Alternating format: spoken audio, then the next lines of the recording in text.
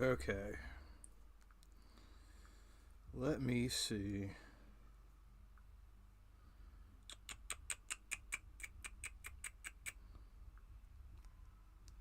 This is what it's like in the National Guard. Man, I got ads on my... I should have no ads on this shit. This some bullshit. Well, just know that was not my intention.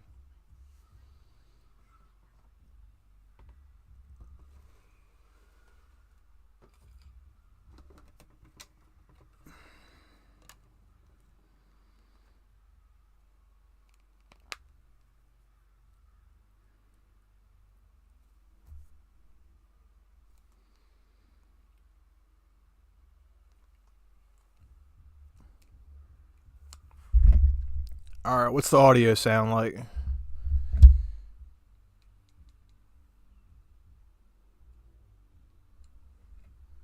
Alright, what's the audio sound like? Audio sounds good. Okay. What does the audio sound like from the Analog Duo? Because I'll tell you, this thing has some, like, pretty low volume for whatever reason.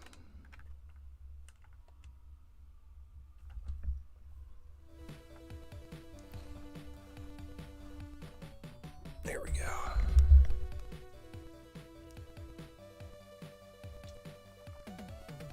There's this one rogue fly that keeps flying up inside of my room. I don't know how to get him out of here, but I just keep covering my coffee with like something, like a CD, a paper towel. I got a paper towel on there now.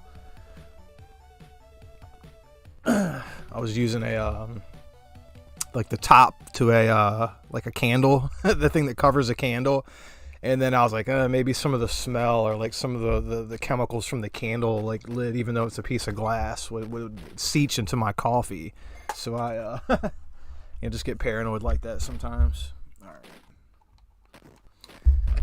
So for this game, and I've noticed for a lot of TurboGrafx games, actually let me what's the sound like?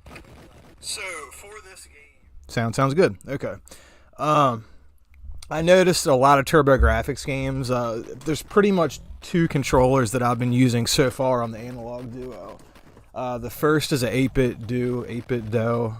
What's the proper way to say that, right? 8-bit Do. It's not...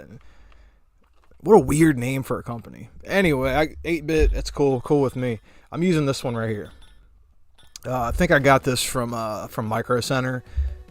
Decent controller. I will say I am more of a fan of like the Sega Saturn PC Engine Xbox 360 style of D-pad, the circular D-pad, as opposed to just the D-pad on the Super Nintendo. Don't get me wrong, it works, but I guess the older I get and just playing shooters, you know, I just like that round circular motion. I could imagine that if I was really into fighting games, I would prefer that as well. I got pretty good at Street Fighter 4 on the PS3 years ago. Me and this other guy would just play each other all day long. We played Street Fighter 4, and it got to the point where we've tied matches before. He was really good, and I think I was really good too. And I would use Ken, and he would use Ryu, and it's pretty much the same moveset except for I had the dragon uppercut, which I would fire on his ass. As a matter of fact, the guy I used to play, will go by his pseudonym, which is Jack Rose. Jack Rose was my best Street Fighter opponent. But anyway, back to controllers. So this controller is serviceable for most things, but I cannot get over how good the original TurboGrafx controller feels, even compared to a PC Engine controller. And I don't know why that is. Maybe the membrane is worn differently in this TurboGrafx controller. I mean, they're both the same, but here's my... And this was in great condition when I got it. Great controller, but it's just a little bit different than this. It just is. I can't explain it. It looks the same. Dude, the D-pad on the Turbo Pad is just on point. So much so that I got a converter just to make sure I could use it on my Analog Duo. Because even if you get the US version of the Analog Duo, they have the same controller port. Whether you get the white one or the black one, it's still a PC Engine controller port, which I get it. You know, there's more PC Engine controllers out there. If they did the two different models with different controller ports, they would that would cost them more. They would, you know, have to more into design and two different models. There'd be different molds. So I get it. But if you get the converter, it pretty much fixes everything. And I got mine on eBay, and it was like, you know, kind of expensive for a converter. It might have been like $15-20, but all I'm using right now is like a 12-foot extension, PC Engine extension, and then I'm running this. All it is just this little piece right here.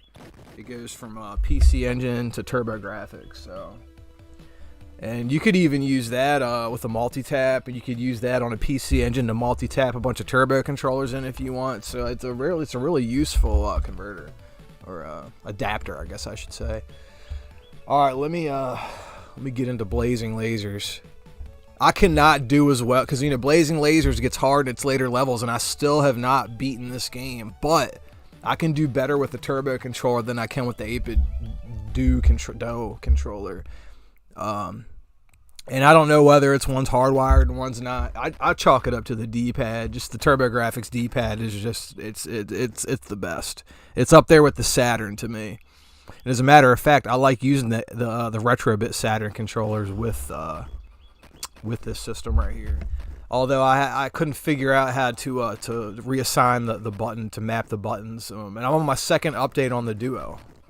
So maybe somebody needs to show me something, because they still got some update they need to do on this thing.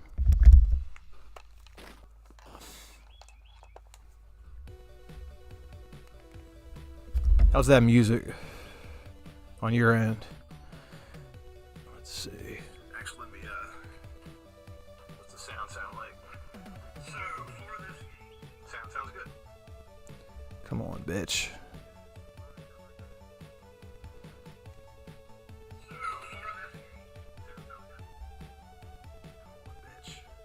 Fuck it, sounds good enough. Alright.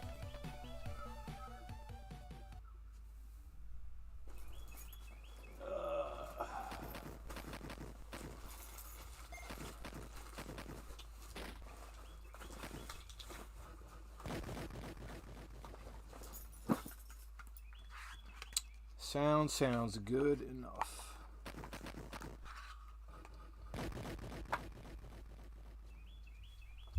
Alright.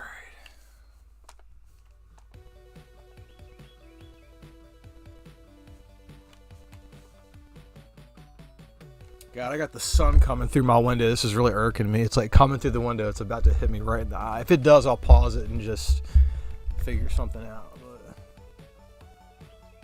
But if I have to, I'll rock some sunglasses.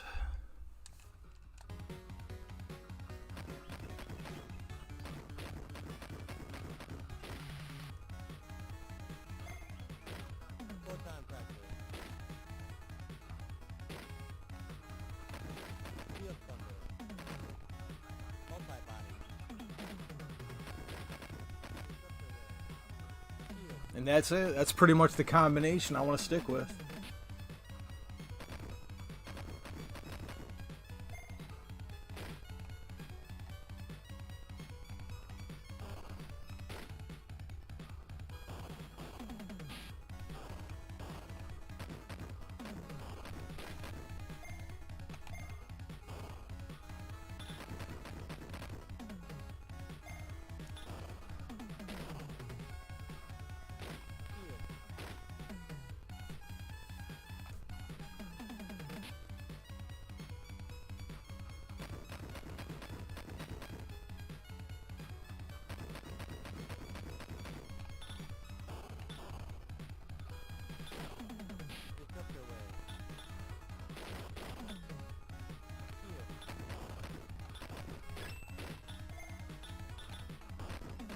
Damn.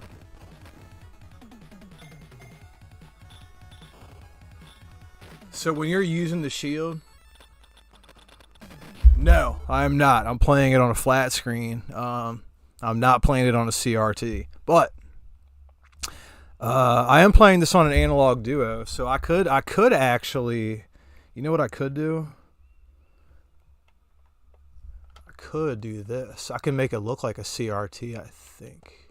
Oh, shit. Why can't I get in the settings?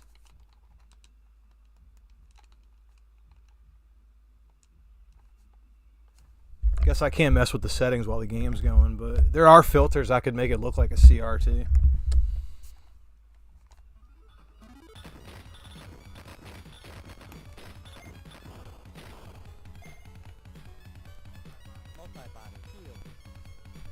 I just did that for the points.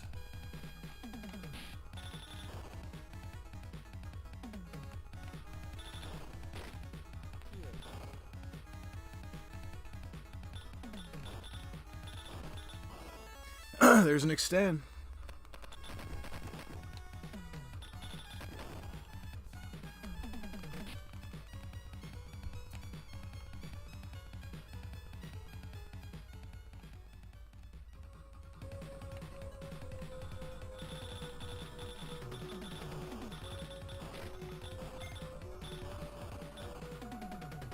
Hey, you want to see something cool that I picked up the other day? I had the game, but look. Now I got it complete. Yes, with the manual. I made a case for it. I got a Keith Courage and Alpha Zones from the flea market, and I made a shit. Where is it at? See, there's just a $20 Keith Courage. I said, look, I'm gonna give y'all 15. Y'all can have. There was actually 2 Hue cards in here. There was a Keith Courage and there was a China Warrior. So it was a 2-for-1, but I said, look, I only want the case. Here, I said, here's 15. Here's the manual, and actually there's 2 Hue cards in here. You can have them both. And I see it's got the Keith Courage and Alpha Zones.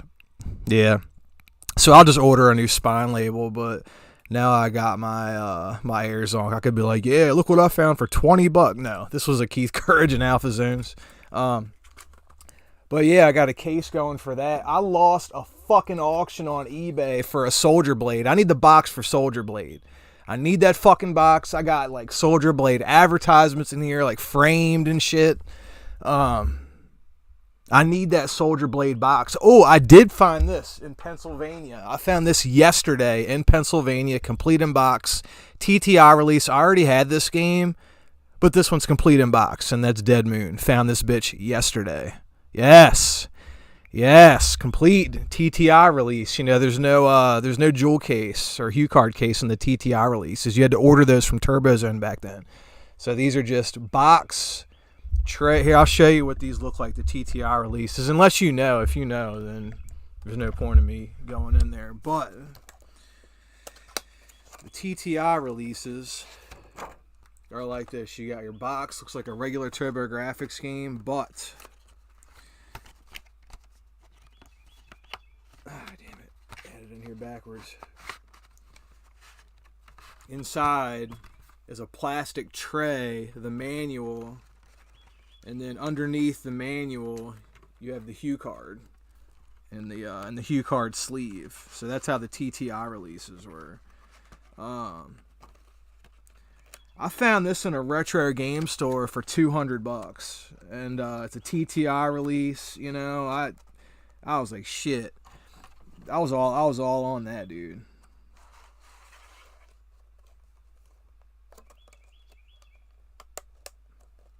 My lady, she used this Dead Moon. She used it against me because we went on a trip, and I just didn't have any cash on me, right? I had credit cards, right? But she whatever had to spend some money, which I said I'd hit her back. It's fine, I always do. But she threw that shit in my face. Said, "Oh, you're buying $300 video games, man." You know. But then at the same breath, she'll be like, "Oh, you work hard, you deserve it," shit like that. Which is true.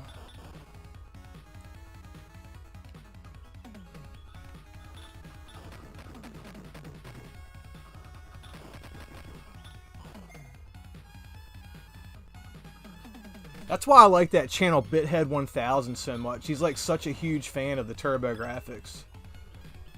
I don't know if you've ever seen his content, but he's a big TurboGrafx guy.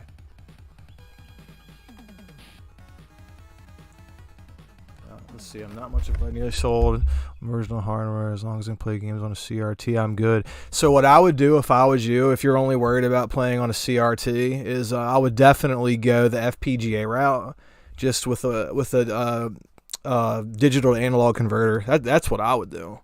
And then I mean, or you could go down the route of using a super gun and power supply and just throwing arcade boards to a CRT. I mean, you could do all that, but I would get like a Mister if I was you, or like an analog pocket. Get an analog pocket. It's pretty much the same thing. Plus, you can take it with you, dude. As a matter of fact, let's see. I don't think. I know, dude. My girl, dude. I've been with the same woman for over 12 years, right? I was like this when she met me. I don't have like a ton of games. I probably got 500 games maybe. I mean, it's mainly like my main systems I collect for TurboGrafx, obviously. Sega Saturn, Sega CD. I got a pretty gnarly Switch collection just because all the shooters for it, but it's not terrible. It takes up like one shelf, dude. The artwork on the Dedonpachi Diafukatsu, the Switch and PS4 release. Look at this artwork on the collector's edition. Look at that. I think about stuff like this whenever the woman wants to bitch about the video games. I'm like, can you take in this artwork here? Just look at it. Would you look at that? You know what I mean? Oh shit.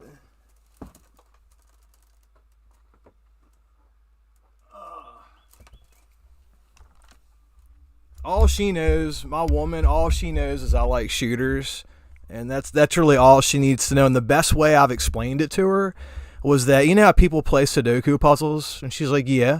I'm like, well, I'm just into shooters. I like it the same reason people like Sudoku puzzles or crossword puzzles or something like that. What up? What up?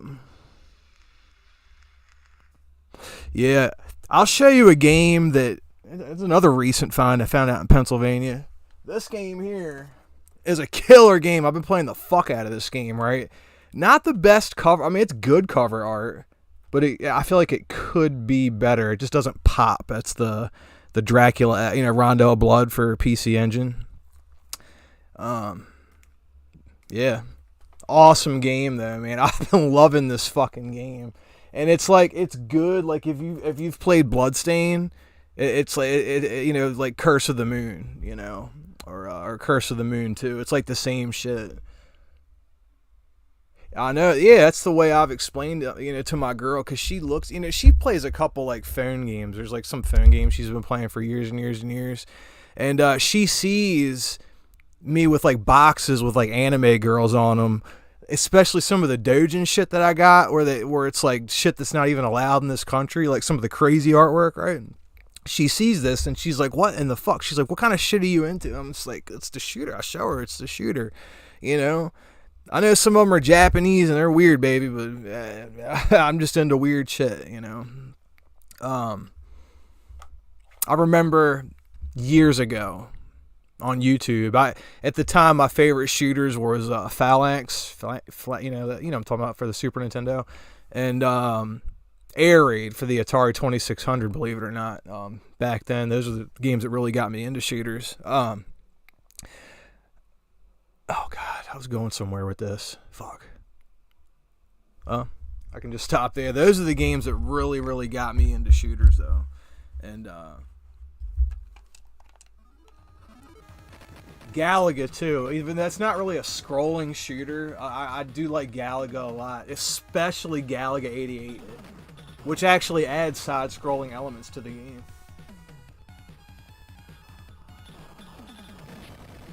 There we go. I still have not beaten this game, believe it or not. I don't know why. I got a lot of the patterns down.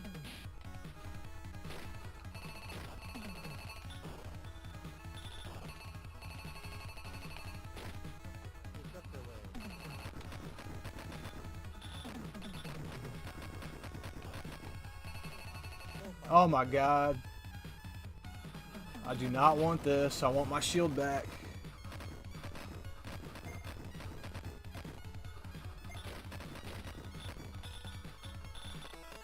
I'll take that extend though. I will take that extend.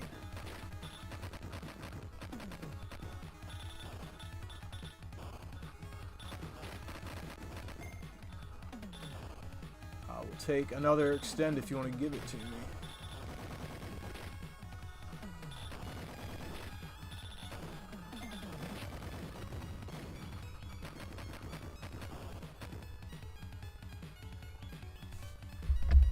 Let's see. See, dude, I don't feel bad. I'm not so great at him either, bro. My mind clicks with him, you know.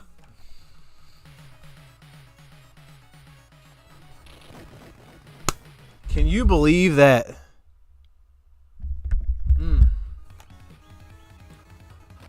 Ain't that something?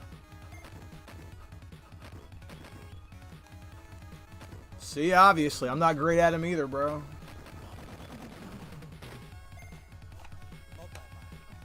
Fly, get out of here.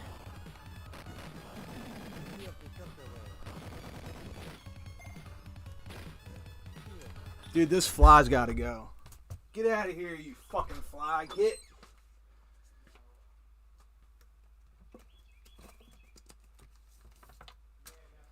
I'll beat you with this fucking Nintendo power. Go on. I got the, this is random as hell. I just ripped something off of a shelf. It's the Power Blade Nintendo Power. Get!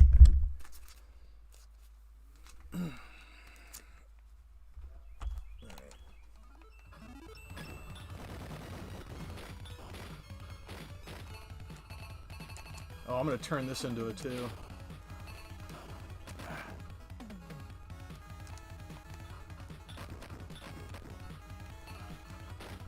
Come on.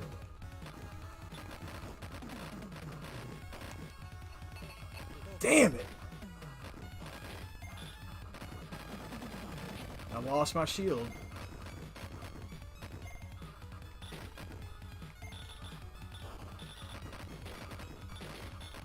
Should get another extend off of this though. There we go.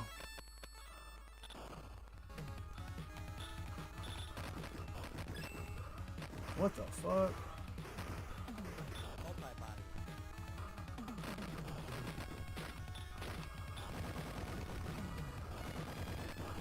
Oh my god. Let's see. Yeah, pure gameplay. I'm not gonna let this slow me down though. I can power myself back up.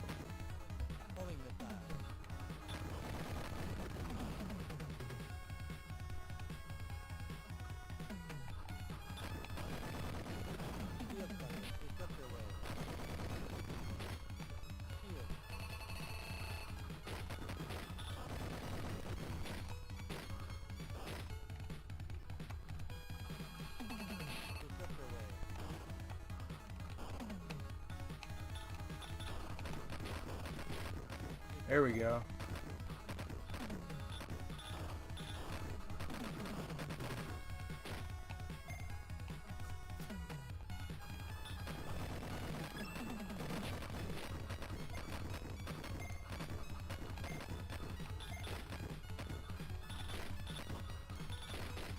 This game really doesn't even get that hard until it's like later levels, but man, when it does, there's like areas you gotta drop bombs. Like strategically, at least for me.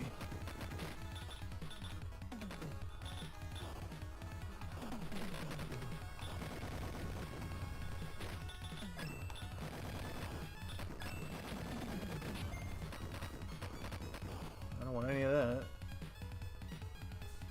I think boss is coming up. Oh shit, what's up, dog? I seen you the other day. You were streaming one of those PS2 games you got in that lot. What was it? Ruler Road? Kuon? It was one of them. Dude, this dude, fancy action now. He got this lot of PS2 games, y'all. This is totally like something I would do, right? It's totally, and that's why me and him have a bond. We have it on YouTube for many years now.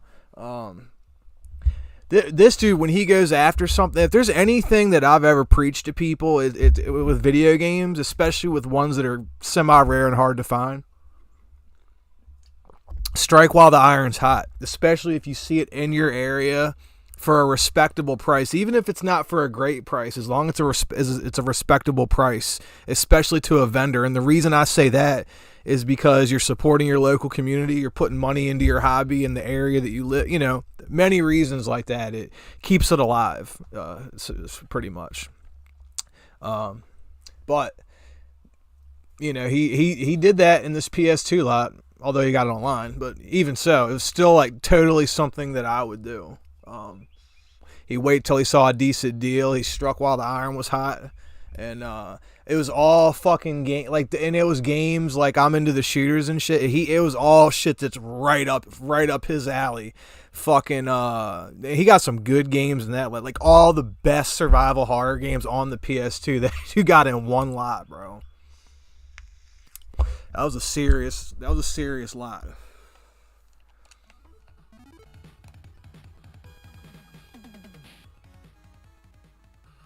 That was damn near as good as the time I found the Turbo, or the time I found the Neo Geo. It was like that level of,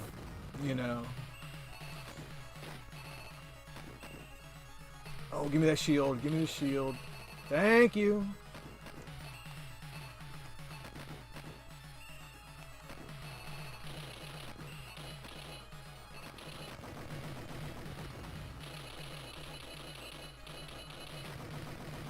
Take that too. Alright, we're pretty much where we need to be as far as like how powered up we are. But remember, that pink shield, that whole thing's a hitbox. So yeah. I was just about to rip something down and for whatever reason, but I forgot what I was doing.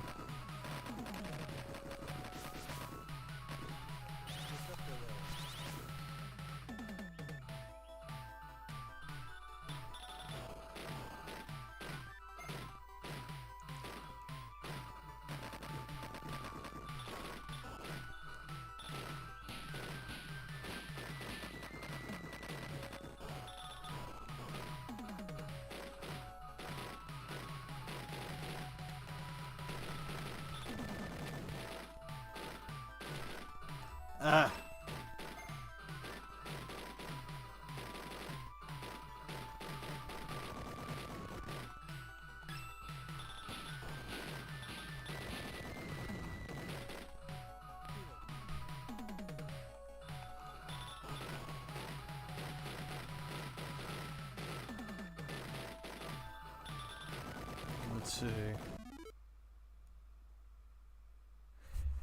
I do consider input lag when I'm playing on a flat screen. I feel as though, especially on older systems where there's pretty much all the footwork's being done in the system and not really as much by the TV, I feel like the input lag's not much of an issue. Now, when that TV has to scale or do, for example, like doing something in 1080i, for example, I believe when it has to scale like that, that introduces things like input lag. Obviously, using anything where the picture is being processed digitally is going to introduce input lag. I just feel as though on older systems, let's say 32 bits or 16 bit and back, I feel like it's not as much of an issue, especially if everything else is hardwired in. Like I don't even really like using wireless controllers, if I'm being completely honest. I try not to use Bluetooth controllers. Now, when I'm playing on the Switch, do I use a Pro controller? Guilty as charged. I feel like it does the job pretty well on the Switch, if I'm being completely honest. But I do consider input lag when I'm playing on a flat screen. I really do, even though that's how I don't even own a CRT, if I'm being honest. Now, I'm not opposed to them. I just haven't found one in my area at all, really, that anyone's trying to get rid of. And I don't want to buy one online because, like, the shipping, you could get one for like $100 or whatever, like a decent one, but then you're paying like $250 to have it shipped, right? I'd rather just find one like semi-local and then just go scoop it up, like a PVM or something. That would be, or a studio monitor. That's what I really want.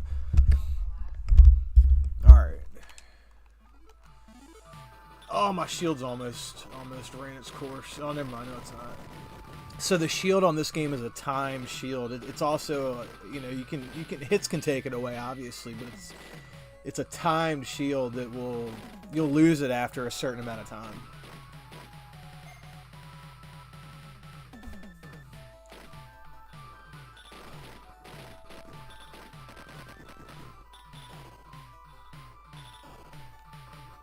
Fly, God damn it. Oh.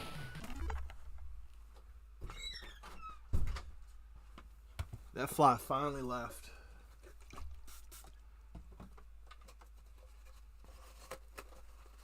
But the fly like landed on, I like swatted him with my hand, so I just had to like Lysol my hand. Ugh. Alright.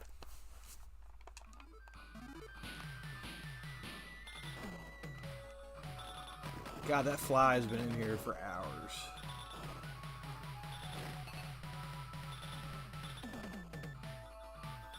You got one from your childhood? Is it like a console TV with like the wood paneling?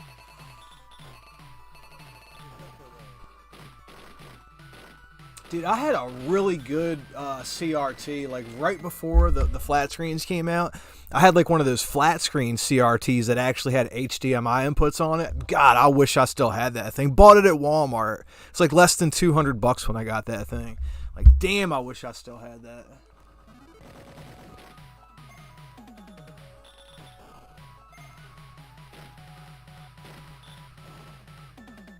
Alright, so my shield's about to run its course now. Alright, need another shield.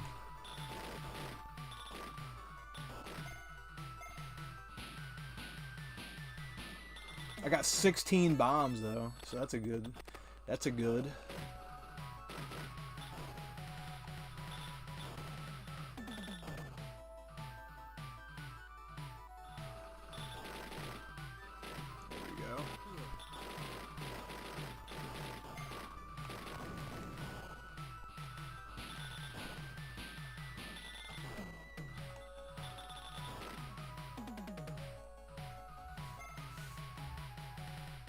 I know, right, dude? This was I've probably moved a dozen times in my life, maybe even more since then. But I was also at the time. Let's see, I was 20, 22 maybe. So we're talking 20 years ago. You know, I had to rebuild my video game collection up from the PS3 on up. You know, I sold pretty much everything. Yeah, sold pretty much everything. The only item that I have from my childhood that's video game related, and this is so weird and bizarre that I have this, is this Game Boy manual. This was, for whatever reason, my mother still had this. And I was like, Mom, do not throw that away. I want that. That is from my childhood, and it's going to go with my Game Boy stuff. I'm a huge Game Boy guy. I got a pretty rocking Game Boy collection, like complete in box. I got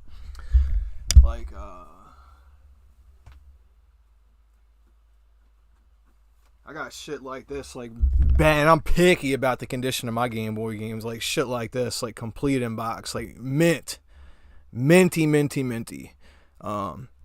Especially like the Hudson Soft games, especially. Fuck.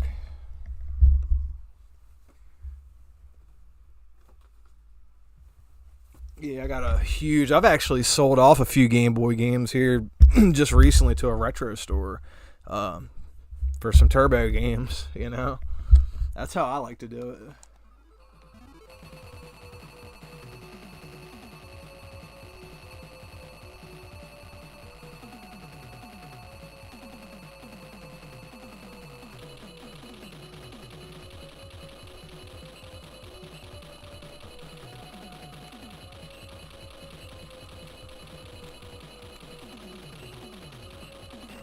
He gone.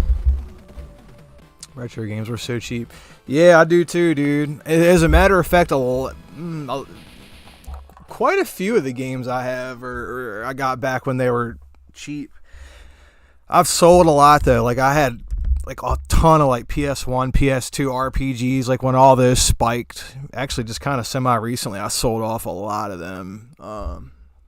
I kept some. Like I kept my Lunars, and I kept Vandal Hearts 1 and 2 for whatever reason on the PS1, and of course all the shooters. I never sold any shooters, except for a few.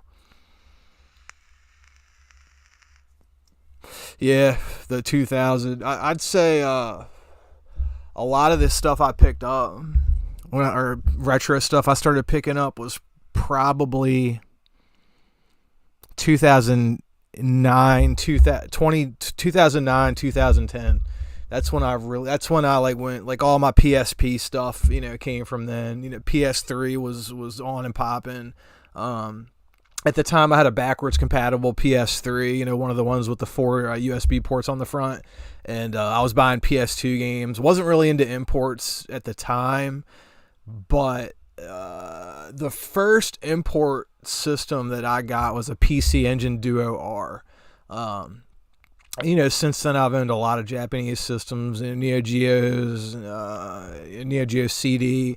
I kept the shooters, the Neo Geo CD shooters, in hopes that one day I could just play those discs on another console or something. But I got pretty much everything I have is shooters though at this point. Like I got like beat 'em ups too. I got some RPGs like Panzer Dragoon Saga is like one that I kept just because it's such a good game. But other than that, sold all the Saturn RPGs. Got all the shooters though. There's still some Sega CD games I want, like Terminator. And that Kyo Flag Squadron. I'll want that shit. Let's see. 2002 is when you got into collecting. I was trading a lot of stuff, thinking prices would go up. Yeah, I kind of did the same thing. And like, for example, back around maybe like 2013, 2014, like I was buying everything PS2. And a lot of that, and I bought, like, I had crates of PS2 games, like literal crates, like the flea market. And I got a lot of import games from this flea market, and I sat on those PS2 games. Now, some of them did go up in price, like the RPGs and shit, but a lot of that stuff didn't. But I want to say half of it, because I pretty much went after like shooters, RPGs, some action games, stuff like that. The RPGs went up. So, believe it or not, a lot of the survival horror shit that I had went up, but it went up like after I had sold it. Like Clock Tower 3, stuff like that. I never had Kuon, never had Roller Rose, but I do remember when those games were $200, and I was like, I'm not spending that. But damn, in retrospect, that'd have been a deal at this point, right? $200 for Roller Rose or Kuon.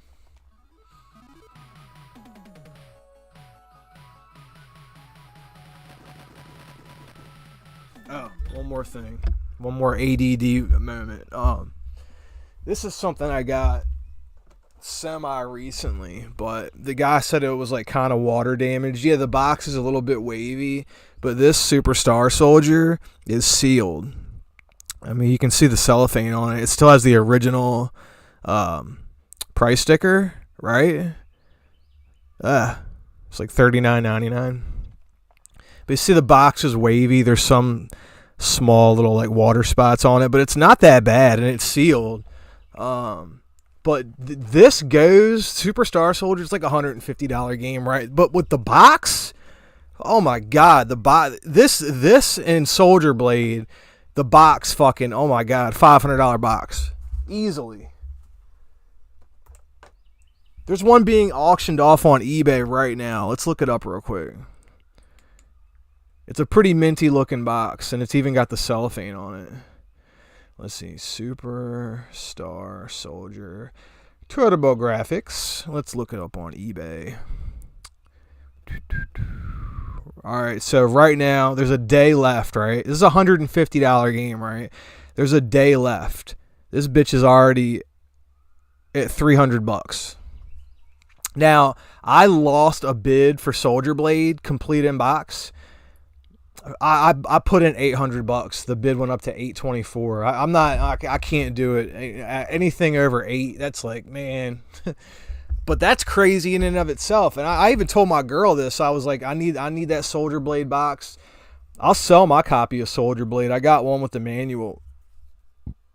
I could probably get 400 or 500 for that, and then I could take it, or I can get 300 at the retro store for the Soldier Blade.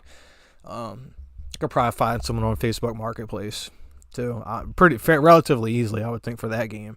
But I was willing to go 8 on that, and I lost.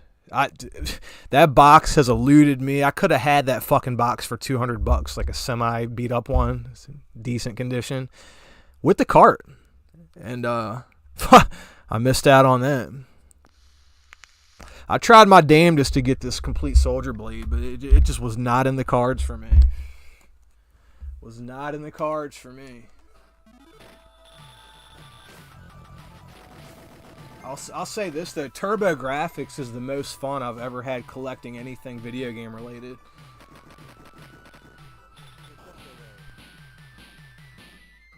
And I like the fact that the stuff's expensive, and I'll tell you why. Because it gives you a longer period of time to make a decision on whether or not to buy the item, because everyone's like that, you know.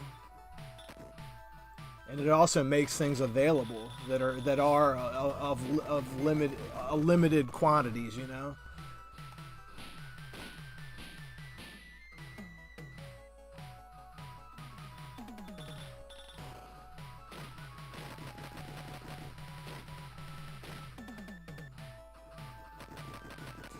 That's how I keep dying in this game. I keep trying to point blank everything, and then bosses are spawning right over top of me. I know. Oh my God, Hue cards are, dude. I love them. I love them, bro. Dude, look at these things, man. Like, dude, they're so. I mean, that one's kind of wrapped up in not a good example, but like, I mean, look at these things, man. They're like. It's a video game. It's like a 16/8-bit video game. And it's got little artwork on there. Look at the Sinistron. I wish I had the box for this one. Now, here's a box that's going to be easy to get right here. This is Sidearms. I could probably score this for under $100, complete in box, right? That's why I don't have this shit, because this one's going to be easy to get. Now, maybe if I wait, maybe I'll be kicking myself in the butt. But here's one, Space Harrier. I think the box on this is kind of hard to find. Operation Wolf, Darius Plus, Psychosis. These are just the ones where I just have the Hue card. And then I don't have the box or the manual or anything for Blazing Lasers either. So that's another one I need, Blazing Lasers. I should get that soon. I keep missing out on auctions for Blazing Lasers, and yeah, I just don't pop on it.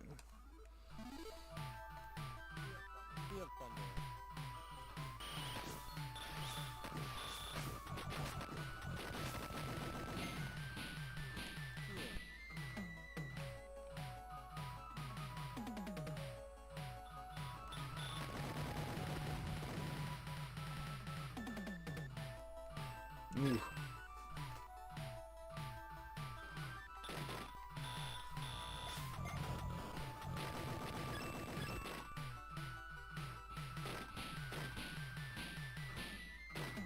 I don't like this weapon.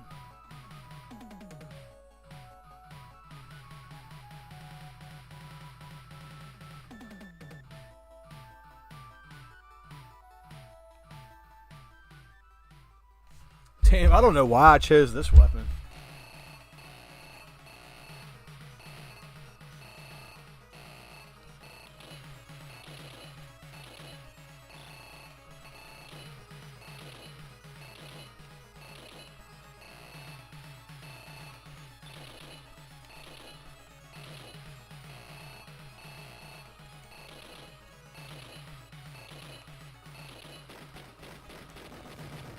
I used to love this weapon in this game. This weapon sucks.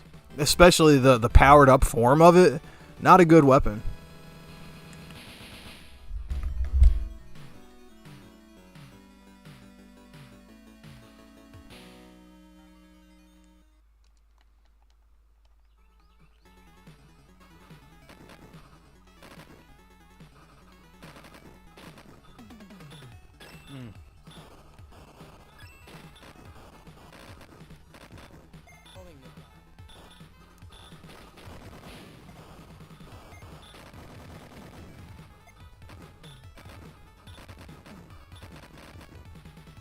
What makes it halfway decent is you can like wiggle the controller and like move the shot around the screen, you know?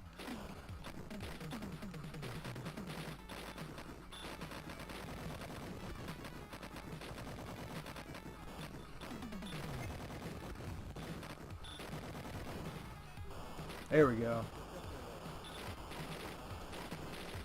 Let's get that shield going.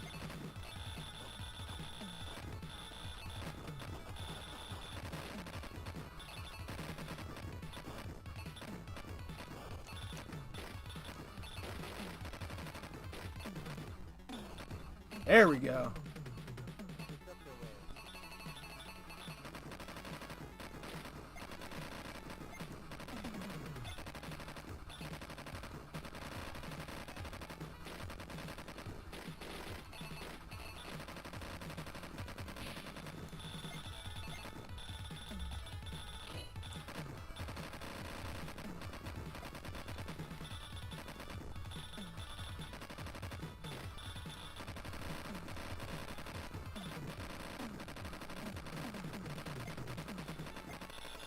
That's right.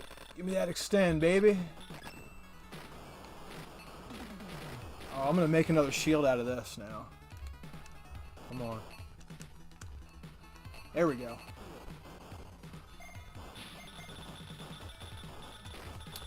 No, so the homing missile that tracks the enemy. That's the only thing that tracks the enemy. Let's see. A lot of good metal shows. I know Iron Maiden is. I'm into like hair metal and like I'll show you my favorite metal band. I wouldn't even consider it metal. It's like more like rock and roll. But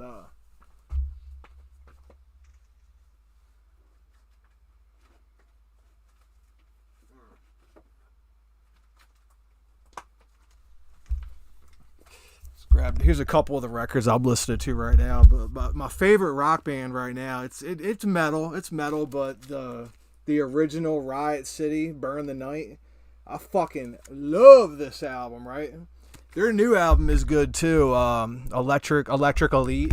But their first album, Burn the Night, fucking banger.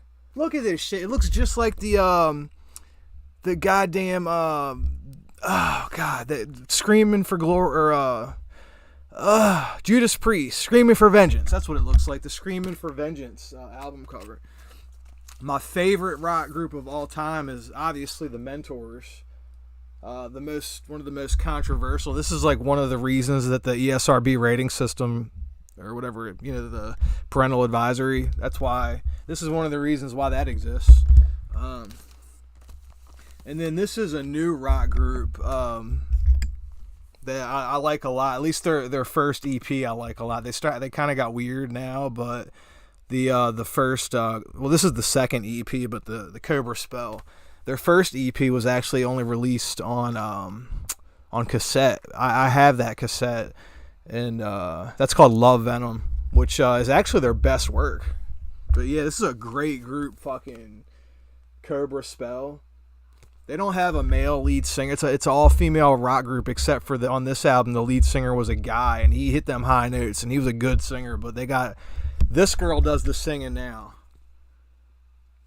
This was their original singer, and then this girl right here, it's really her band right here. She was in a black metal group, and then she was just real into like 80s rock or like 70s 80s rock, and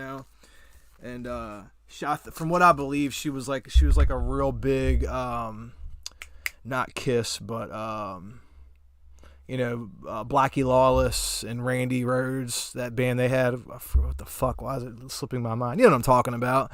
She was a big fan of them. So she went more down that road.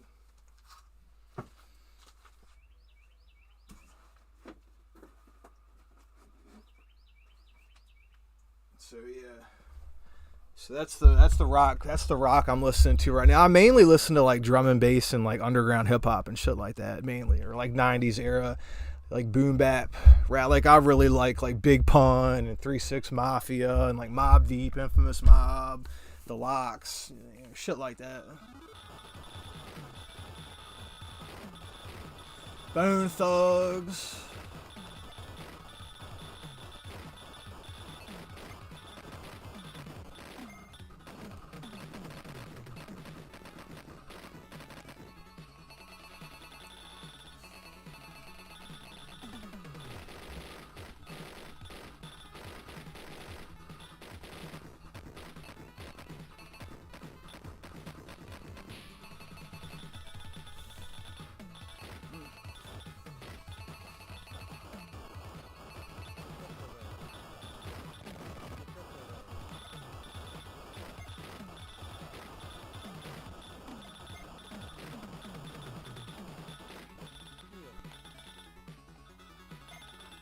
Damn.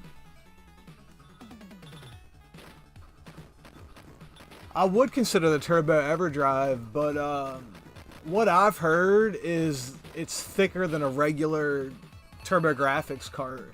And I heard once you bend the pins for the Turbo EverDrive, I heard, again, this is just shit that I heard, so for what it's worth, I heard once you use that EverDrive in, like, let's say the TurboGrafx or PC Engine, it's pretty much, you should only use the EverDrive at that point, and just throw your ROMs on there because the pins are bent to the EverDrive's like thickness, you know what I mean?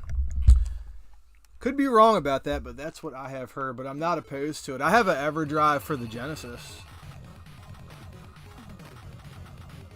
Oh, what the fuck?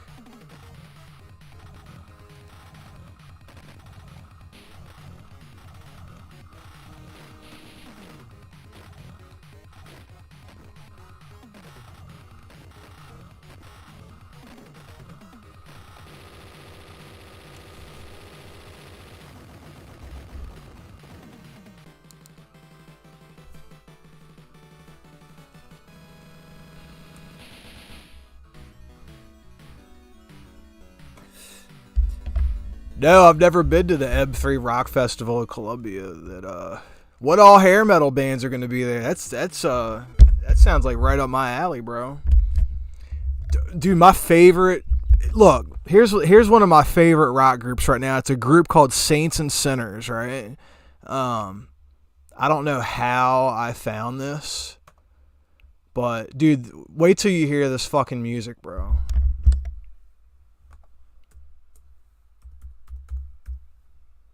Saints and Sinners. Here we go.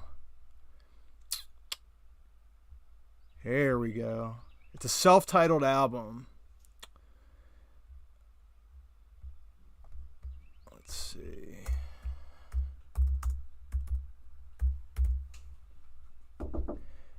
What up?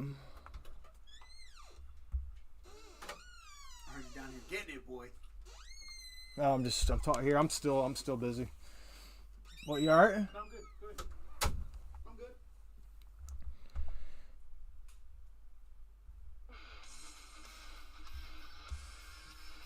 Alright, where is it? Here we go. Let me just tweak OBS real quick.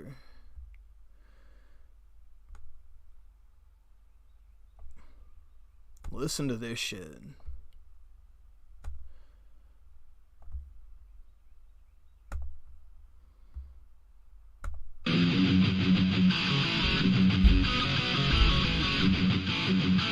I think you can hear that, right?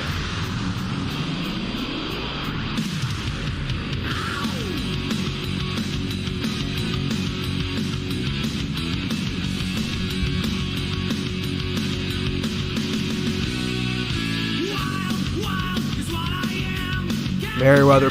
Yeah, I've been there a few times. It's a decent little venue. It's a decent venue. Yeah, thanks for stopping in, dude. I usually don't even live stream or do anything at this time. I just had a little bit extra time on my hands. I appreciate you stopping by, dude.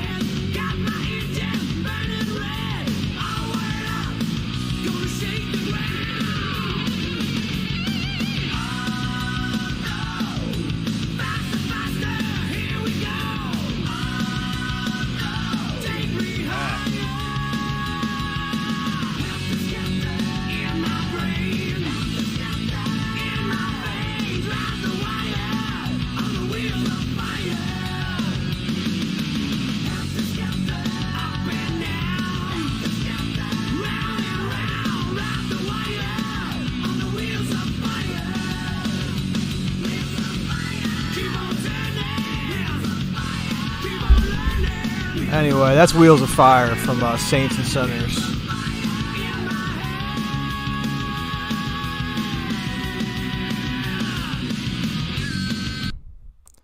That was one of my great music finds as of a couple months ago or whatever. But yeah, Saints and Sinners, dude. Some of their songs are kind of weak, but that was definitely one of their bangers. All right, turn you up and turn you down. All right.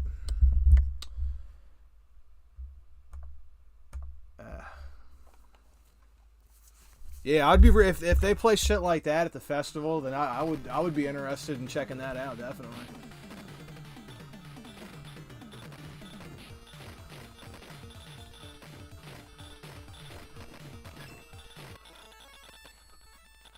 The only really concerts that I went to a lot of in Maryland are like rave parties. Like listen to a lot of drum and bass, like some house electronic music, mainly drum and bass and jungle, but a lot of good rave parties here in Maryland and in DC too.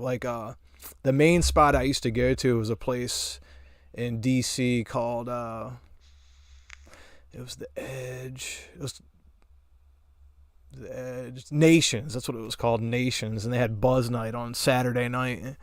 And there was Velvet Underground on Friday night, but Buzz, oh my God, Buzz was it was one of the East Coast biggest rave party venues on the East Coast. And Fox 5 News and Fox 5 News in DC helped bust them because they were slinging Mad E pills and stuff out of there. It was the Wild West. It was crazy. The security is who you bought the drugs from at the rave party. It was wild. It was people would be ODing, getting dragged out of there on ambulances. It was crazy. And then Fox 45? No, Fox 5 in DC. They did an expose on it and got it shut down.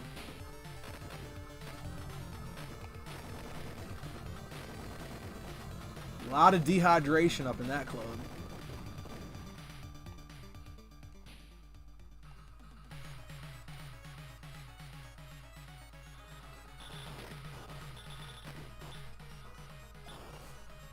That's the easiest boss, right? Just knock the eyes out. It takes 2 seconds.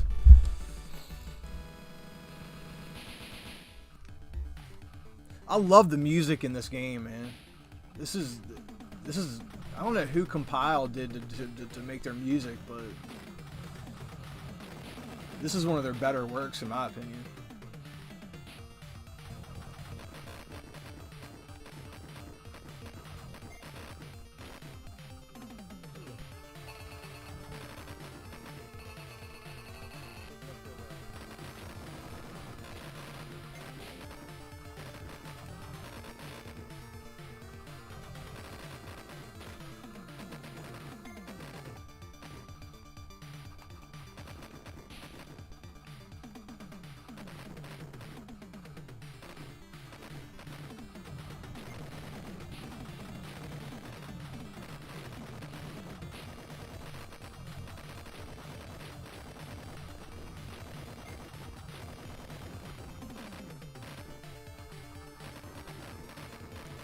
Ooh, I don't want either one of those.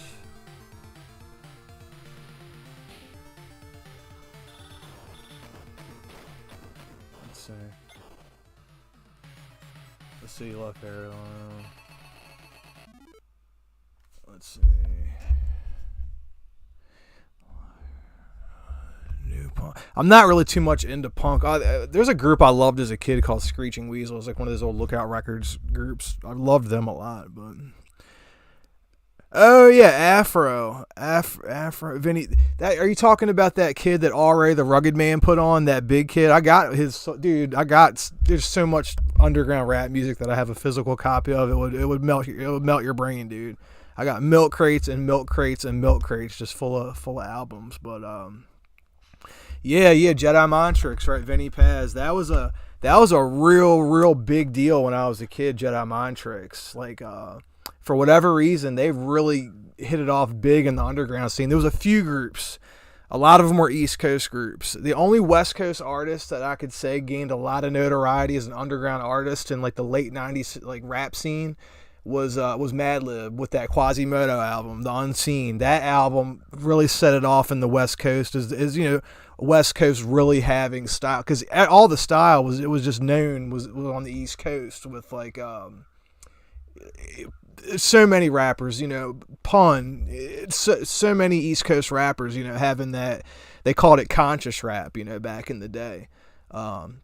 Or another term for it that was really like started with Mobb Deep was reality rap, right? That was another term for it.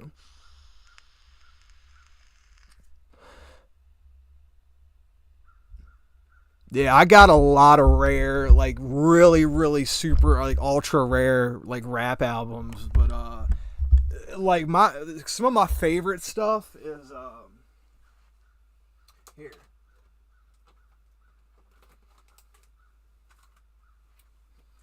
Here, this is just an example of like one of my favorite rap groups, but like something you will never see. Psych Ward, Street Slime. This is like a work of art right here. And here's a DJ that a lot of the underground rappers that I fuck with use. This is Al Tarba. This is just one of his Beats albums, but he's got MCs on a lot of the stuff. But inside my Al Tarba album, there was a Blaze Blue soundtrack. I don't know how that got in there, but yeah. Yeah, so basically what I would do is if there's a DJ that a lot of the rappers that I fuck with use, I'll go and seek albums out of that DJ. An example would be Jay Nice from Psych Ward. Even though he's part of Psych Ward, he's one of the 3 MCs. He's got a lot of good like solo out, like Vaults of Horror and stuff like that. Shit that is so hard to find. I've been on the watch list on Discogs for the Vault of Horror albums for like the last 15 years, and I've never seen one pop up for sale ever. And then eBay, forget about it.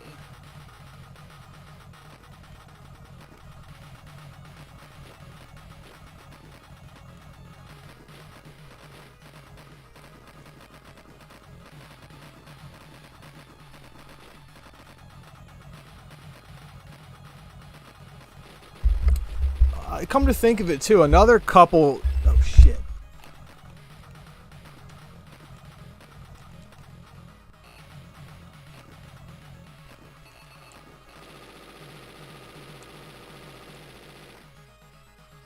Almost lost my shield. A couple of rap groups, or I wouldn't even call them rap groups, I'll call them hip hop groups that I liked as a kid.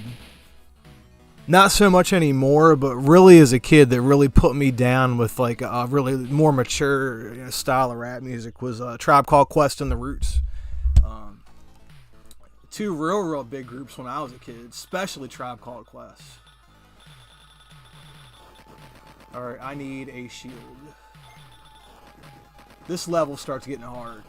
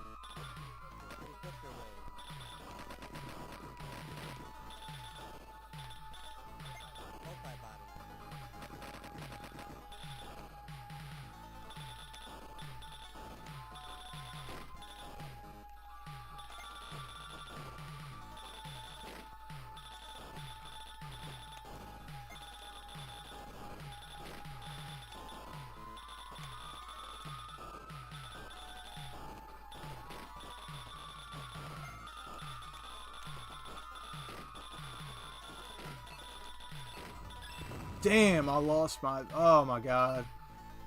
Alright, come here. Turn into a 2. Come on.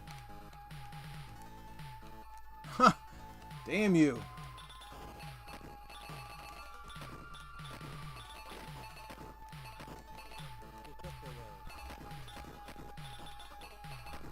Oh, shit.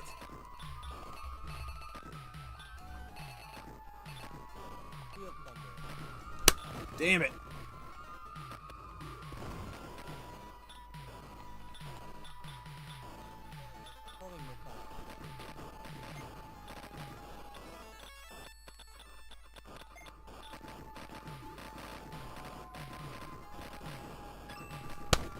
Fuck.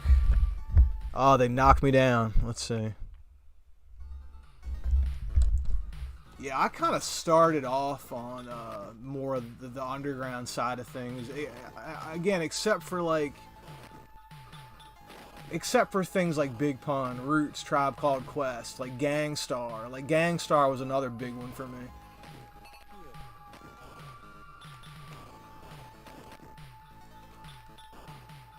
Even though Guru wasn't the greatest rapper, still what he brought to the table was a lot, you know?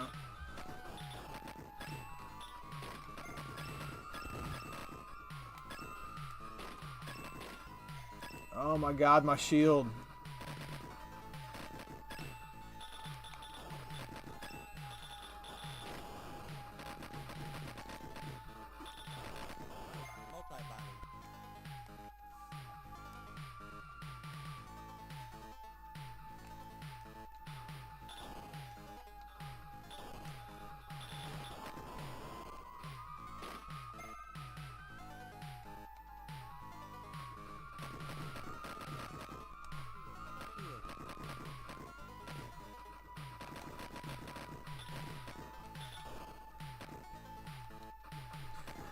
Alright, I need some weaponry.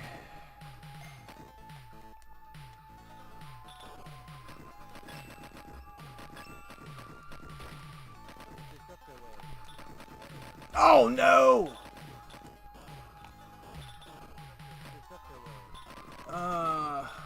Come on, shield, shield, shield, shield. Fuck!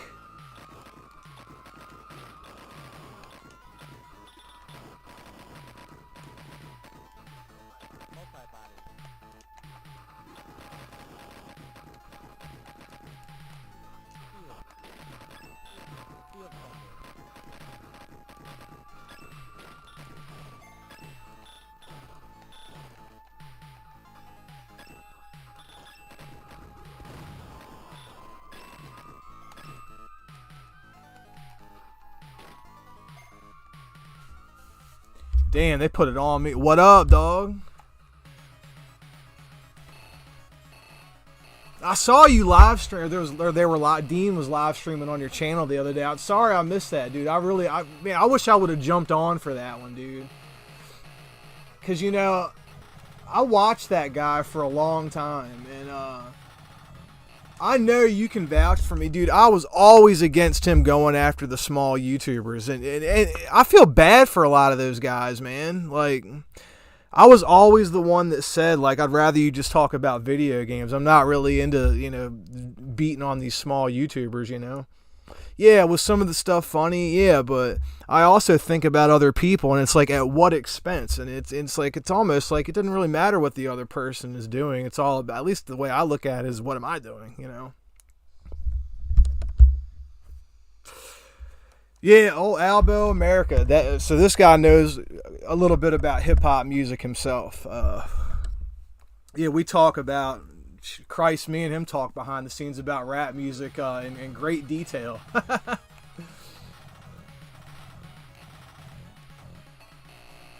I'm still going to kick this thing's ass even though he took all my weapons away.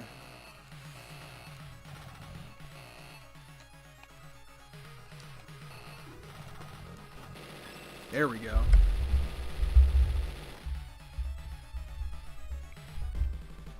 No, there was just this YouTuber that me and Albo America used to watch, and this just stuff came out about the guy.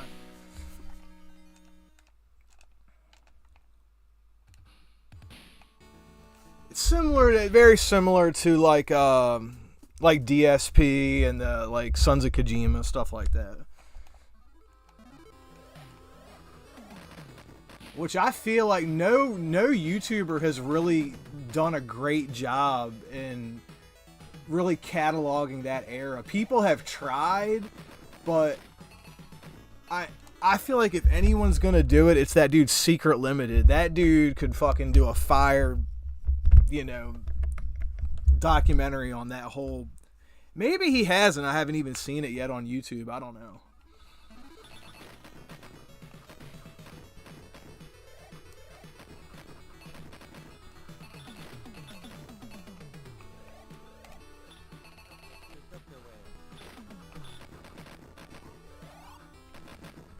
There we go.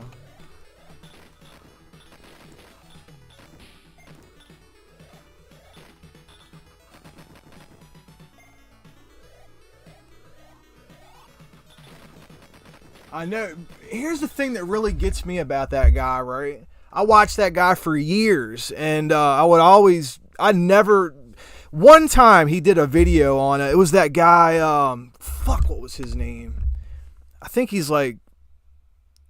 black guy. Maybe he's like a Spanish guy. I'm trying to remember. I'm saying this that way. Maybe his name will come out in one of you. Oh God. Overthink gaming. So I remember he was going on about this guy collects shoes, right? I'm a big Jordan guy. Jordan 3s, Jordan 4s, 11, big Jordan guy, right? Big Nike guy, right? Collected these shoes for many years, know a lot about them. So when someone says they collect shoes, I can get down with that. I was sold my shoes, but I was into shoes for a while. This dude was beating this guy up about collecting shoes, so I went on this guy's channel and a total hive mind. I was like, hey, blah, blah, blah, blah, blah, blah, blah. And the dude fired back at me. He's like, what did I ever do to you or something like that? And I looked at what I had typed, and I'm like, why the fuck did I just try to go after this guy? And I told him, I was like, bro, I'm sorry. I was like, as a matter of fact, I collect shoes too. I started talking about Jordan 3s and we went back and forth a little bit about shoes. This guy saw that and was like, oh, you're on this guy's channel commenting. And I always was real off put by that. It's like, you know what, dude, I was just apologizing for being an asshole. I should have never tried to fire off at anyone, really. There was nothing that was my business that I should ever even care about. And I just didn't like that. Because I'm the type of guy where I keep people's name out my mouth. It's a Baltimore thing. It just is. It's part of the culture here. And so when that dude came at me, kind of pretty much accusing me of being a part of doxing him or something, I was totally blown away by that. And I was like, you know what, dude? I was like, when that stuff goes on and I see how it affects you, I was like, that shit hurts my feelings too, bro. And that was the last thing I ever said to that dude. So I would, and you too, you would have probably done anything to help him if he needed help, just like I probably would have too, right? How foolish am I, Because that type of shit that's coming out now, oh my God, that's that's bad, dude.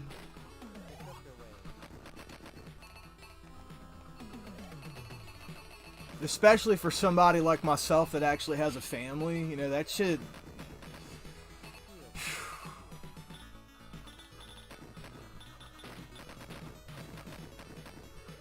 I don't wish no harm on the guy, though. I hope that he,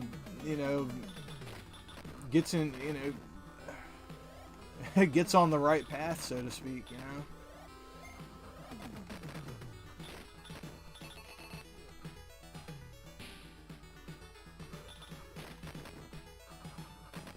But speaking of which, though, I mentioned Secret Limited. Dude, I've been addicted to those Secret Limited videos on DSP. As a matter of fact, I've been watching them so much that I have been making it a point to go to DSP's live stream just to say something positive. I'll go in there and I'll be like, hey, man, obviously I'm not tipping or anything like that, so I doubt maybe he'll read it. I don't know. But I always try to say something positive, just for me, hey, something I say a lot is, sending good vibes from Baltimore, or sending good energy from Baltimore. I've been sending that in DSP's live chat. It's so funny when someone says something to that guy to set him off, you can see it in his face. It is funny to watch. And hell, I probably owe that guy just for all the entertainment that he's given me over, especially lately. I've never donated money to a YouTuber, but I could see myself giving DSP like $20. Just because of all the entertainment that he's given me over the years and the fact that he's put up with all that crazy shit and he's still here. He's still here. That's got to be worth something. That's got to be. Yeah, I never really come on here that much anymore.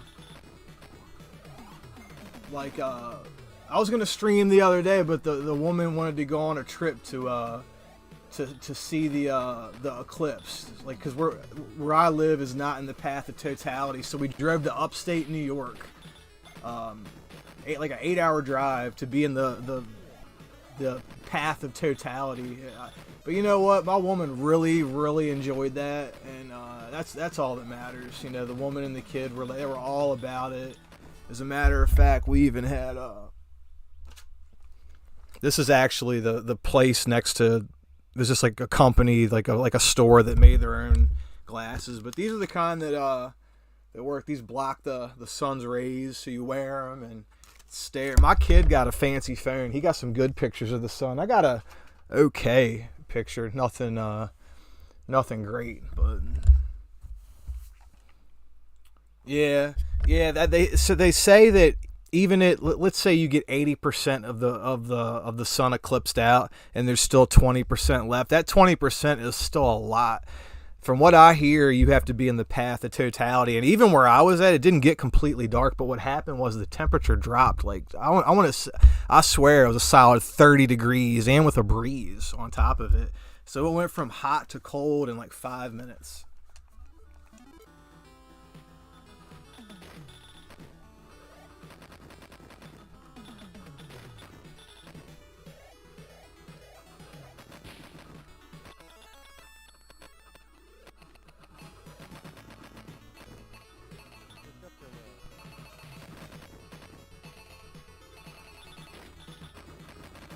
Ooh.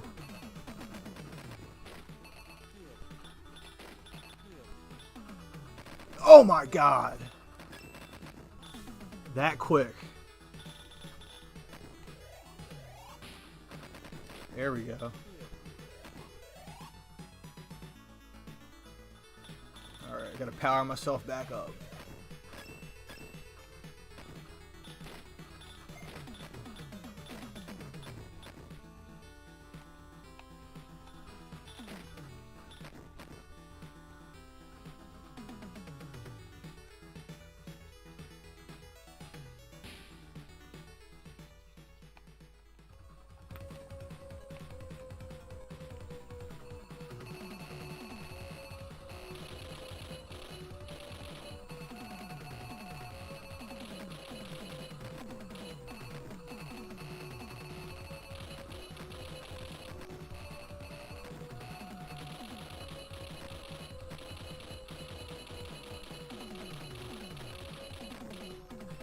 Fuck.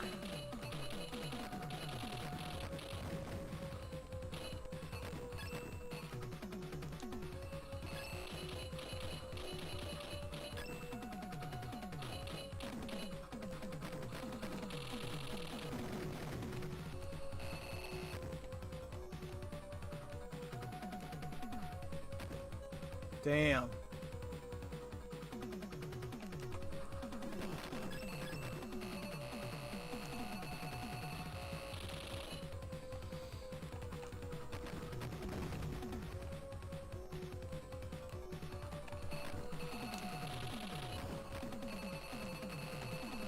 God damn, this thing is hard to kill.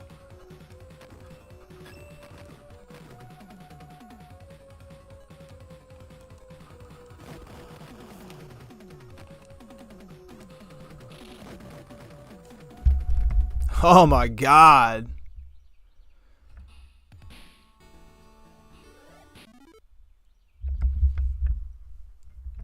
The Jordan King. Interesting. I'm imagining this guy is like a big shoe collector. At least that's what comes to mind when I think Jordan King. All right, so I'm so far along in this game that I almost want to reset it and start over. Just it's so hard to power yourself back up from this point. But I'm trying to think of what else I got for the turbo graphics here. If I could. Here, look, check this shit out. This is what I've really been playing the shit out of. Is this game right here.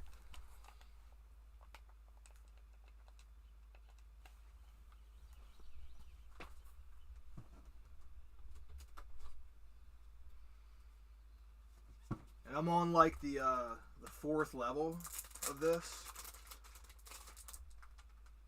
Let's see what I'm on.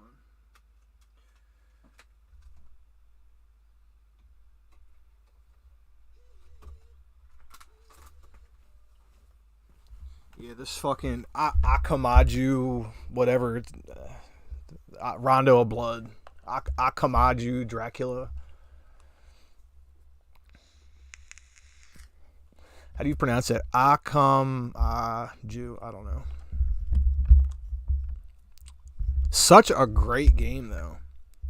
I felt like Bithead's description of this game is so on point that when he said in his video talking about the top 10 vertically scrolling shooters on the PC Engine, he lists Image Fight as number 1, right? And he called it the samurai sword of shooters. And I'm thinking to myself, Image Fight? This can't be the same Image Fight that's on NES. And it is, but it looks completely different on the PC Engine. So it's a $50 game, really cheap for a PC Engine shooter. I went ahead and got me a copy, but it's probably not going to get here for a while. I ordered it from Japan like a month ago. Probably take a couple more months to get here. It's like one of those snail mail type of shipments. And our bridge came down, right? So our port of Baltimore is kind of jacked up right now. So that probably make it take another couple months right there.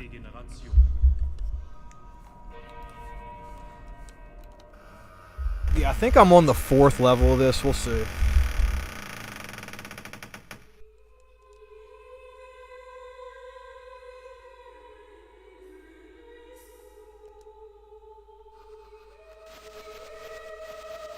Yeah, I guess I'm on the 4th level.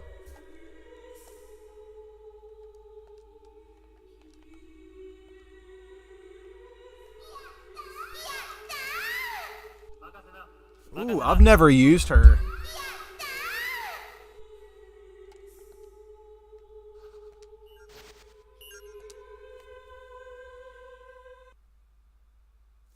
Yeah, the bridge. So apparently the CIA has been camping out around this bridge for the last couple weeks for whatever reason. I've never used this character in this game.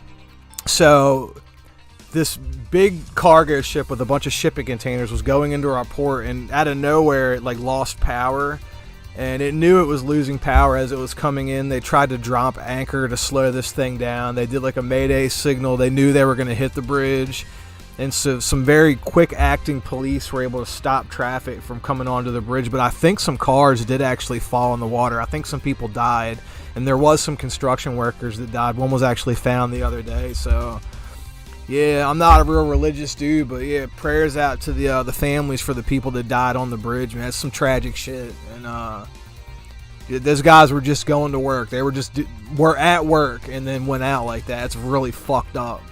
And hopefully they look out for their families, moving forward. All right. I've heard this chick is a badass character.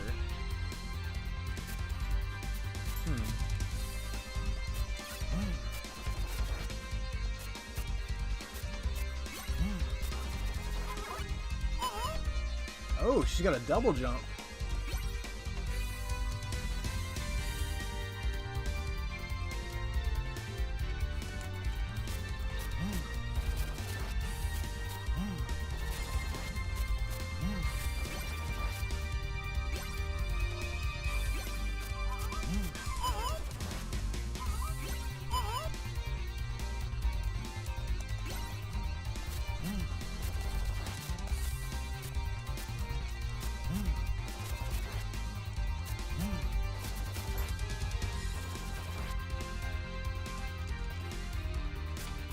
Oh my god.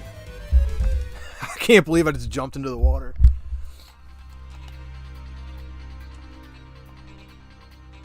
I was trying to see if I could control moving left to right in the air.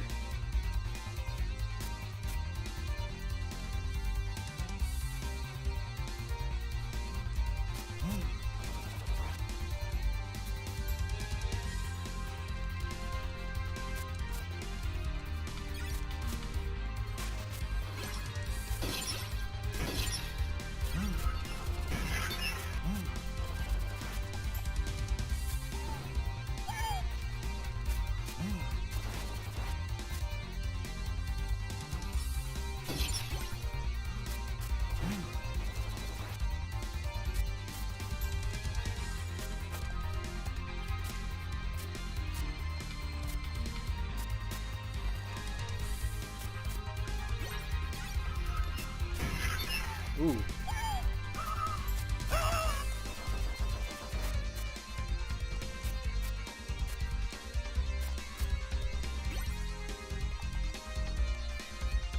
Is that something or is that nothing? That's nothing.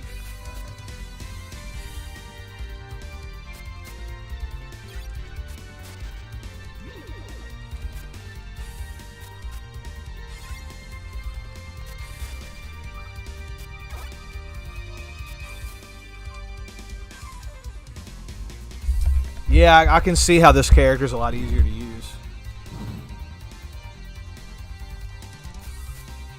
Bithead 1000 said you don't beat this game unless you beat it with Richter.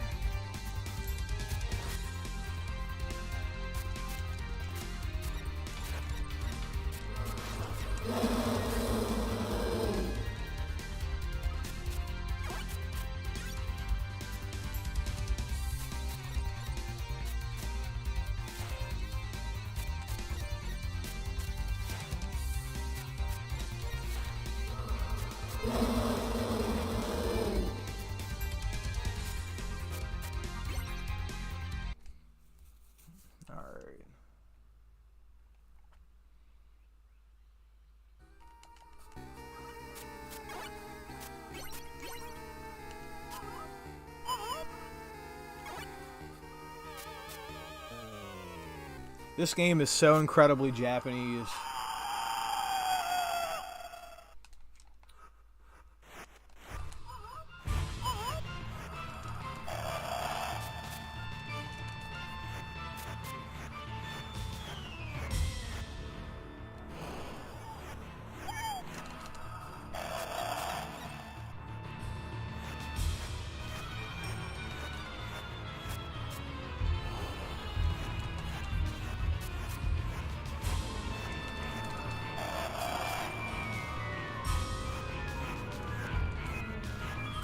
Damn.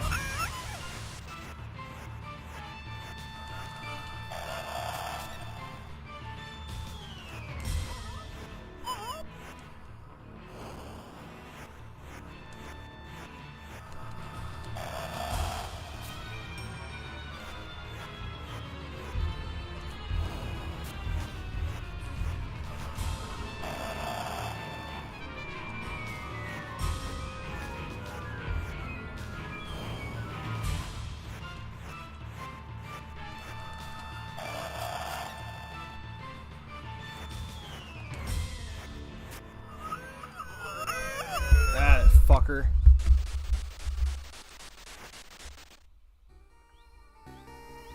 Really? So I guess that's like an image for like Emu Deck or something like that. My Steam Deck, my Emu Deck, I updated my Steam Deck and then I couldn't play any of my retro stuff anymore. I do not know how to get in there and reconfigure those emulators. I don't know what went wrong. It's fucked. So like I don't even use my Steam Deck anymore because of it.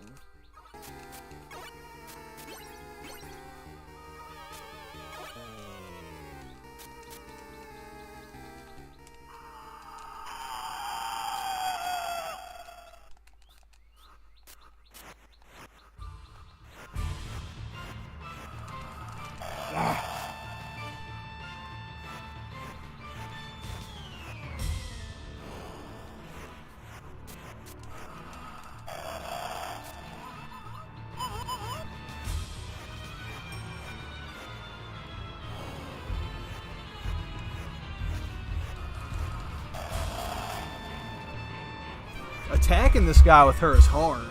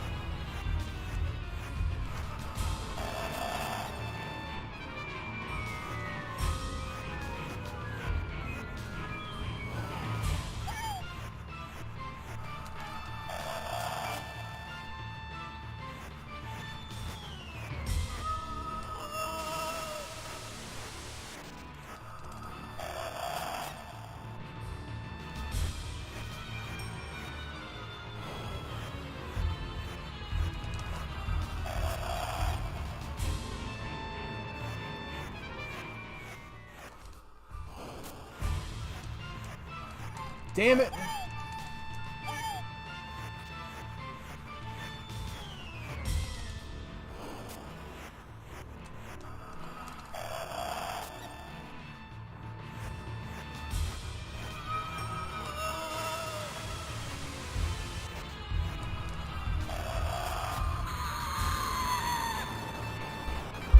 Thank God.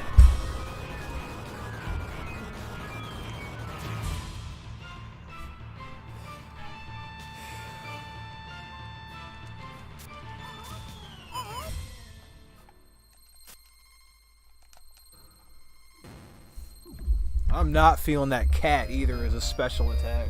And I really don't know how I feel about her using these animals. It's getting the job done. Barely on this boss, though.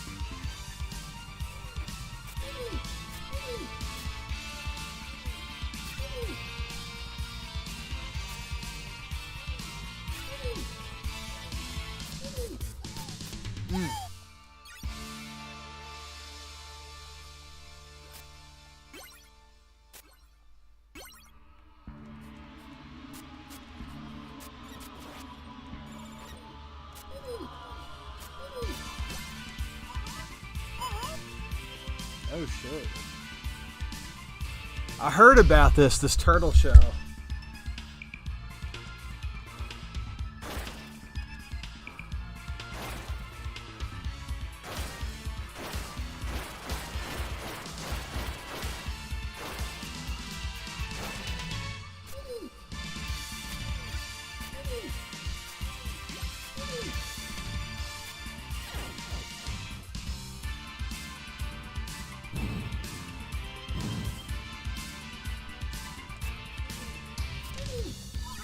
Oh, fuck.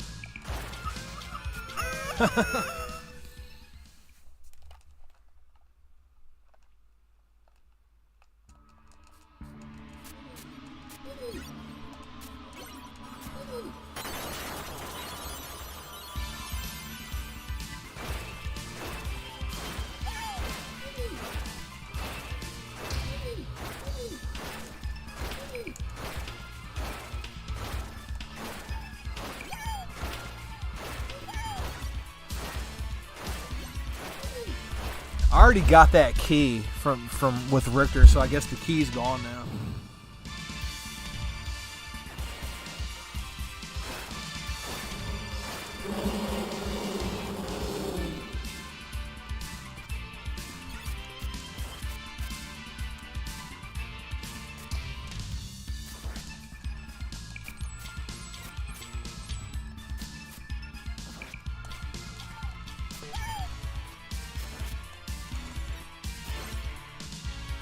What's this?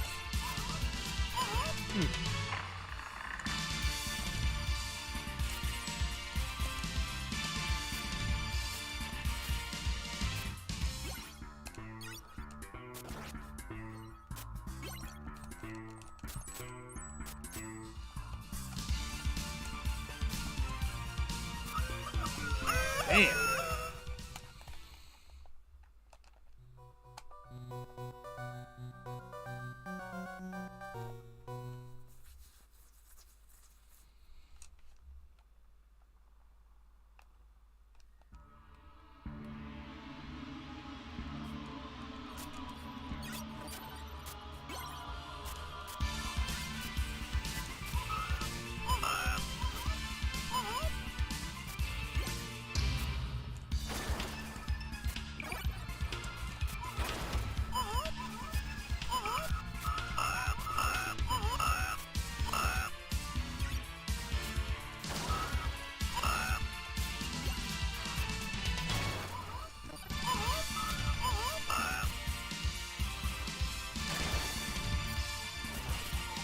Damn. There we go.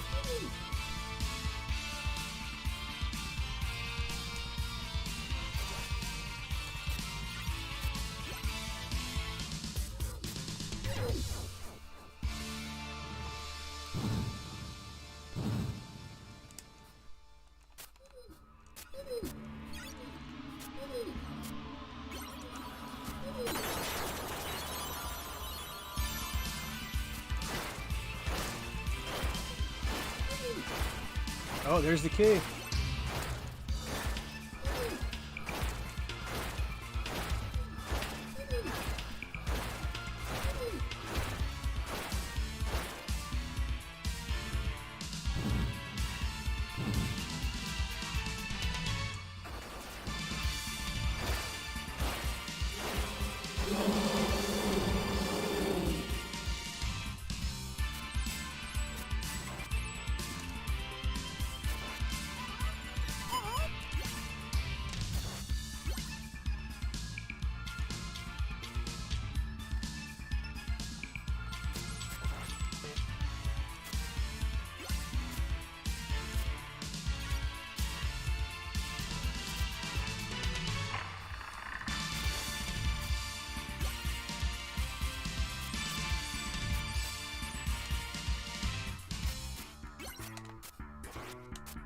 Fuck! Let's see.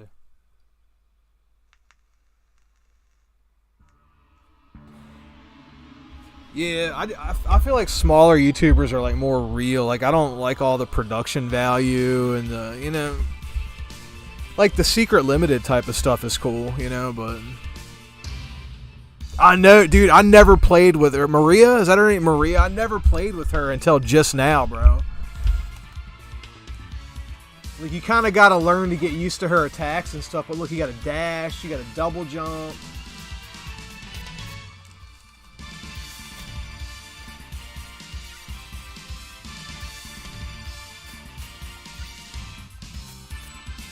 And I'm the kind of guy, like I need the physical copy. I'm about to jump off here in a minute. I'll jump back on later on tonight, but I'm the type of guy where I need that physical copy for this, even though I'm playing it on an analog duo, right?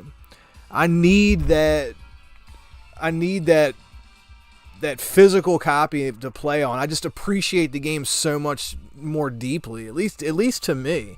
Like if I'm just playing it emulated where it's just a piece of software, this is just me, you know. Like if it's a game that I really, really want to play, then yes, I can totally experience it that way. But if it's something new that I'm not that open-minded to, having the physical copy gives me a deeper appreciation for the game. And that is probably just based solely on my age. I'm in my 40s, so I'm sure anyone that's a little bit older can understand that. I got a Richter, like I'm not an amiibo guy, but I did find an amiibo, like a Castlevania one, at the flea market. Yeah, Dogstorm. I have played that. It's an arcade. It's an arcade game. Yep, I have played that. And I think the actual logo for the game actually is like a picture of a hot dog. Is it not? Yeah, I mean, when you think about arcade games, like I would have to emulate that because I'm not. I think it would be cool to get a super gun and get actual arcade boards and play like that to any type of, whether it be a PVM, CRT, or a flat screen, any kind of modern flat screen. I think that is cool, but just the cost and price to do that, plus if a chip goes or something goes wrong on that board, I do not have the technical know-how to fix something like that. I mean, I could probably replace a ROM chip on an NES cart, right?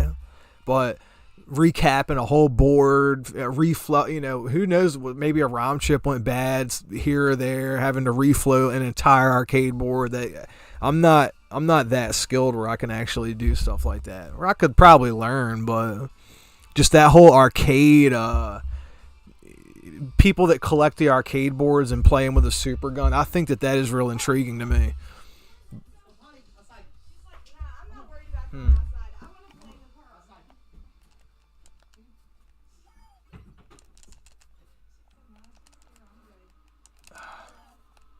I think that guy's about to kill me.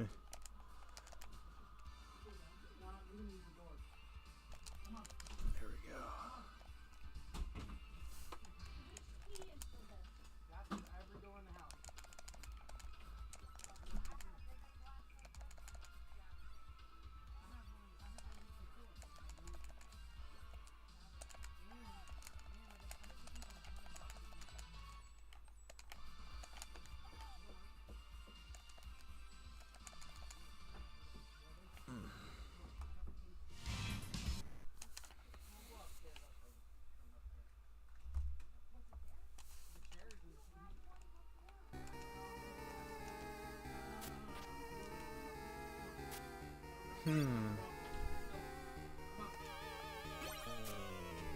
I'll take the dragon. See, my problem is I hit up when I jump a lot, and when I do that, I use my sub weapon.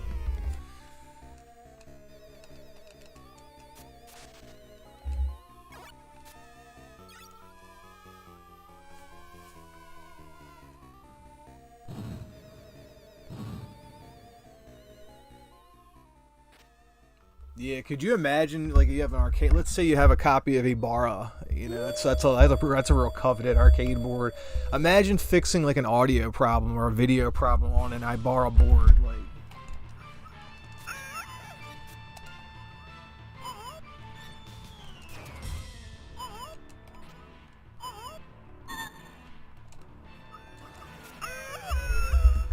This guy's pattern's not terrible once I learned it with Richter, but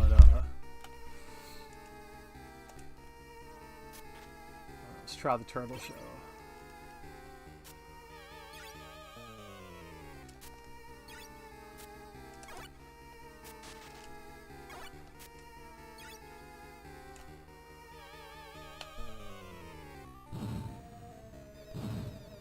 Look at that background, the animation. It's just, this is like, nobody was doing this back then. Can he break the turtle shell? Oh shit.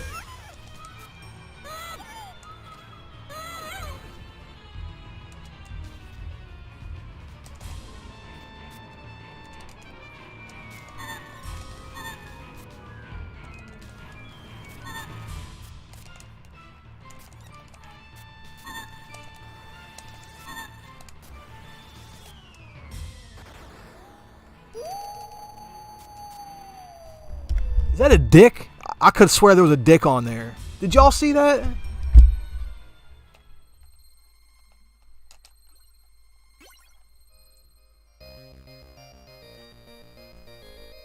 I mean, this is a Japanese game, so I wouldn't put it past. Oh yeah, I'm into Contra. Yeah, bro. This is my favorite. I like Contra 3 on Contra Hardcore on Genesis too, and I actually had that one as a kid, but I found this at the flea market just maybe a few months ago. It's not in the greatest shape, but I put it in. It's complete. I put it inside of one of those retro protection cases. But yeah, I found this shit at the flea market. Look at that. Damn.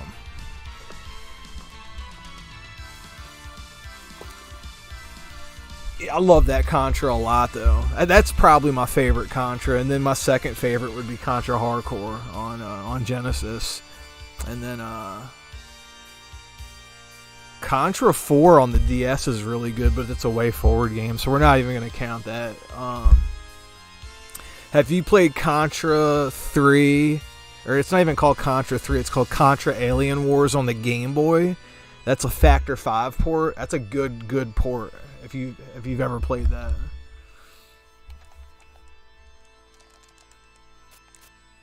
Alright, what's this? Alright, the birds. Yeah, I could see myself using them.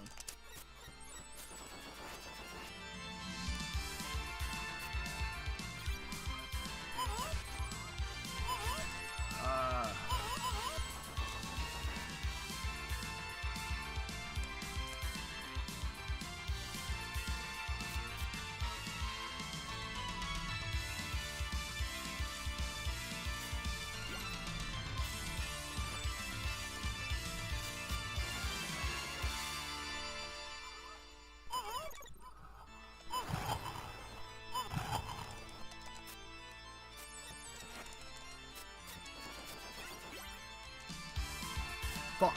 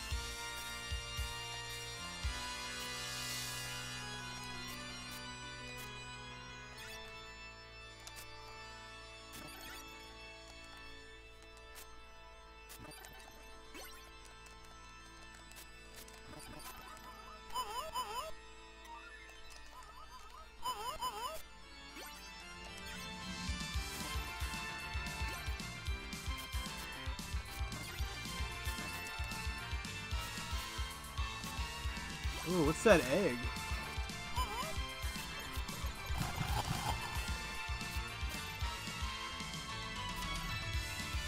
She has some interesting sub-weapons.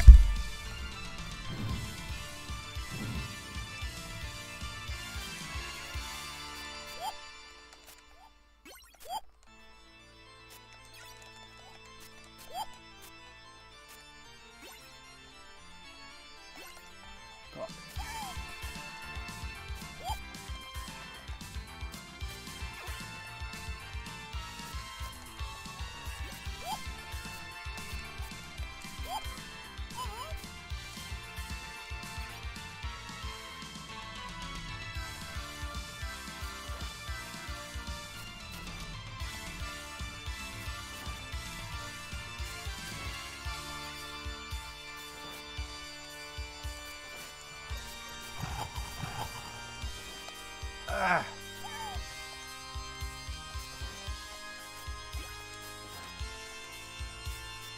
There we go.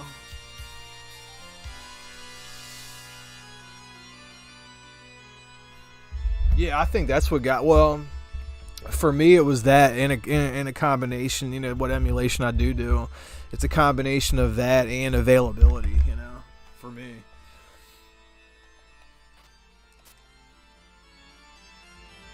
Just because I like buying stuff local.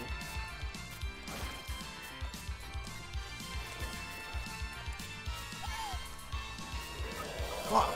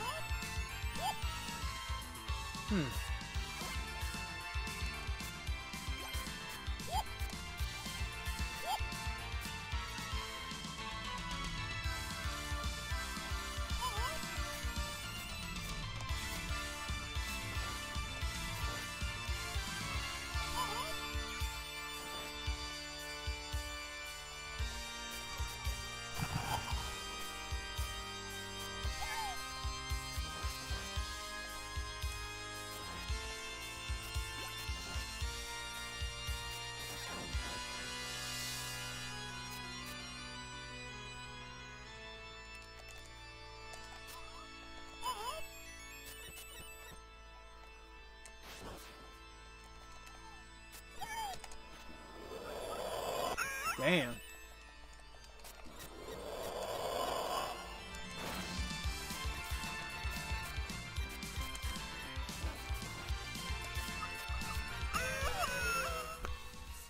Alright. I'm going to jump off here. I'll jump back on later on this evening. I just want to get some stuff done while I got some actual time today. But I appreciate everybody for stopping in. Albo, if you're still here, let me know. Hit me up like when you're live streaming next.